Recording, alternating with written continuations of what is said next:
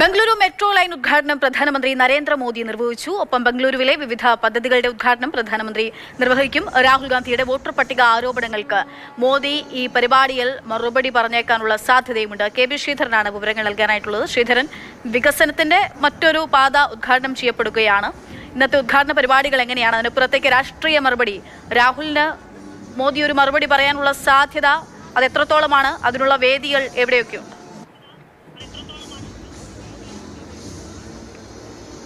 അക്ഷയ്, ഏറ്റവും പ്രധാനം ബംഗളൂരുവിൻ്റെ ഏറ്റവും തിരക്കേറിയ ഭാഗത്താണ് ഇപ്പോൾ പുതിയ മെട്രോ ലൈൻ യാഥാർത്ഥ്യമായി ആയിരിക്കുന്നത്.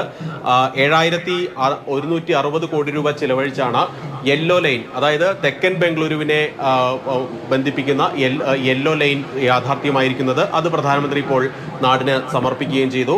ഇലക്ട്രോണിസിറ്റി മുതൽ ബൊമ്മസാന്ദ്ര മുതൽ ഇലക്ട്രോണിസിറ്റി വഴി RV റോഡ് വരെയാണ് ഈ മെട്രോ യെല്ലോ ലൈൻ വന്നിരിക്കുന്നത്. ഇത് ഗ്രീൻ ലൈനുമായിട്ട് കണക്ട് ചെയ്യുകയാണ്. ഏതായാലും ഇത് ഏറ്റവും ഈ മേഖലയിലെ ഗതാഗത കുരുക്ക് കുറയ്ക്കാൻ സഹായകമാവുന്ന കാര്യത്തിൽ യാതൊരു തർക്കവുമില്ല. അതോടൊപ്പം തന്നെ മെട്രോയുടെ 3ാം ഘട്ടത്തിന്റെ നിർമ്മാണോദ്ഘാടനവും പ്രധാനമന്ത്രി നിർവഹിക്കുന്നുണ്ട്.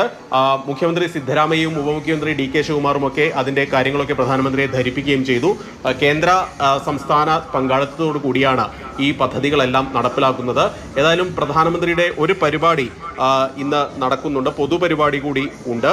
ഈ പ്രസംഗത്തിൽ ഒരുപക്ഷെ വോട്ടർ പട്ടികയുമായി ക്രമക്കേടുമായി ബന്ധപ്പെട്ട് രാഹുൽ ഗാന്ധി ഉയർത്തിയ ആരോപണങ്ങൾക്ക് മറുപടി ഉണ്ടാകാനുള്ള സാധ്യതയുണ്ട്. പ്രത്യേകിച്ച് കർണാടകയിലെ വോട്ടർ പട്ടികയുമായി ബന്ധപ്പെട്ടാണ് രാഹുൽ ഗാന്ധി വലിയ വിമർശനം ആരോപണം ഉന്നയിച്ചത്. അതുകൊണ്ട് തന്നെ ബംഗളൂരുവിൽ ഒരു പരിപാടി നടക്കുമ്പോൾ അതിനുള്ള മറുപടി ഉണ്ടാകാനുള്ള സാധ്യതയുണ്ട്. മുൻകാലങ്ങളിലൊക്കെ അത്തരത്തിലുള്ളൊരു പ്രതികരണം പ്രധാനമന്ത്രിയുടെ ഭാഗത്ത് നിന്ന് പല ആരോപണങ്ങൾക്കും മറുപടിയുമായി ഈ പൊതുപരിപാടികളിൽ വെച്ച് നടത്തിയ ചരിത്രമുണ്ട്. അതുകൊണ്ട് തന്നെയാണ് ഈ പരിപാടി കൂടുതൽ ശ്രദ്ധേയമാവുന്നത്. 1 മണിയോട് കൂടി തന്നെ മറുപടി ഒന്നും തന്നെ വന്നിട്ടില്ല. അങ്ങനെ ഒരു മറുപടി ഉണ്ടാകുമോ എന്നുള്ളത് അത് ഉറ്റുനോക്കുക കൂടിയാണ് രാജ്.